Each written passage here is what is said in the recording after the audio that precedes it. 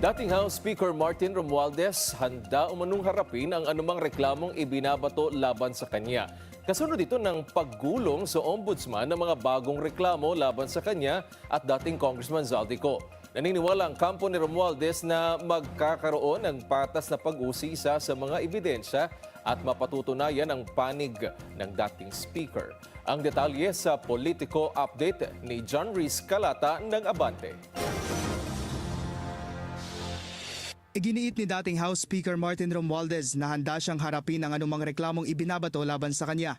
Kasunod ito ng pagsusumite ng Ombudsman Special Panel of Investigators ng Supplemental Complaint Affidavits na magpapasimula sa preliminary investigation ng mga nilulutong kasong plunder, direct at indirect bribery, paglabag sa anti-graft and corrupt practices at money laundering laban sa kanya kay resigned Congressman Zaldico at iba pa.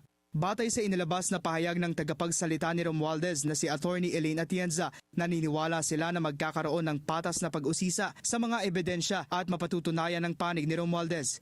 Hiniling din sa publiko ng kampo ng dating leader ng Kamara na hayaang manaigang proseso at ebidensya sa pagresolba ng mga reklamo. Matatanda ang tinukoy ng Ombudsman si Romualdez bilang master plunderer dahil sa pagiging utak umano nito sa malawakang korupsyon sa budget ng gobyerno at pagiging central figure umano sa massive scheme na kinasasangkutan ng kickbacks mula sa maanumalyang flood control projects. Para sa Politico Nightly, John Rhys Calata, Abante.